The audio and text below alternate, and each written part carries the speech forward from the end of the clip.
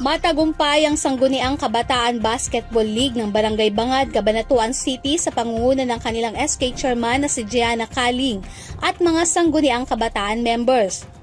Sinimula ng nasabing palaro ng December 17, 2023 na sinalihan ng 14 na kupunan na kinabibilangan ng tinatayang aabot sa mahigit 100 kabataan. Nagtapos ito sa championship game nitong January 14, 2024, araw ng linggo na ginanap sa Umali Gym ng Barangay Bangad, na kung saan naglaban ang kupunan ng A3G Weight Plunge Univille 1 at Paradise Village, na kapwa nagpakita ng magandang laro sa mga manunood. Napuno ng hiyawan at kantsawan ng gym mula sa mga supporters ng parehong team. Sa simula ay nalamangan ng Paradise Village team ang Univille 1 ng halos mahigit 15 puntos. Ngunit sa huli ay nahabol ng Univille 1 ang score ng Paradise Village at lumamang pa sila ng 2 puntos.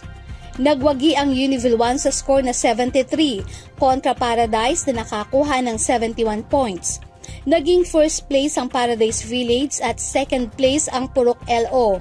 Tinanghal na most valuable player si Ivan Villanueva at Mythical 5 naman sina Jose de la Cruz, Arlie Pararuan, Jandin Bermudez, Jobed Aspiras at Maxi Dure Lucio. Matapos ang palaro ay nagpasalamat sina Kapitan Mariel Martinez at SK Chairman Gianna Kaling sa lahat ng mga sumuporta sa kanilang isinagawang paliga, lalo na kay Governor Oye Umali na lubos na sumusuporta sa mga aktibidad para sa mga kabataan.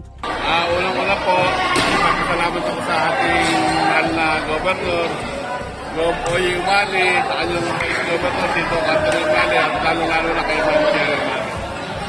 Natuloy-tuloy ka na po dahil sa kanila. Sana patuloy na tayong suportahan sa susunod ng liga.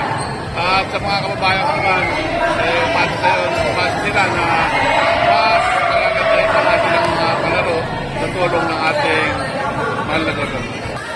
Alam naman po nating lahat na ang mga newly elected SK officials ay wala pong pondo para po makapagsagawa ng mga programa at proyekto. Ngunit sa tulong po ng ating Buding Governor Aurelio Umali, Doc Anthony Umali, Ma'am Cherry Umali, maraming salamat po sa palaging pagsuporta para po maisagawa ang mga proyekto namin dito po sa Barangay Bangad.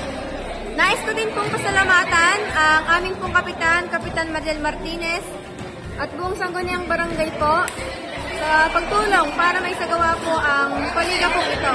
At sa lahat po ng nakilahok at nakiisa sa paligang ito, maraming salamat po at sahan niyo pa po na marami pang proyekto at programa ang isasagawa naming mga Sangguniang Kabataan para po sa kabataan ng Barangay Bangad. Para sa Balitang Nueva Ecija, Juanet Bonda nag-uulat sa DWN Teleradyo ang inyong kakampi.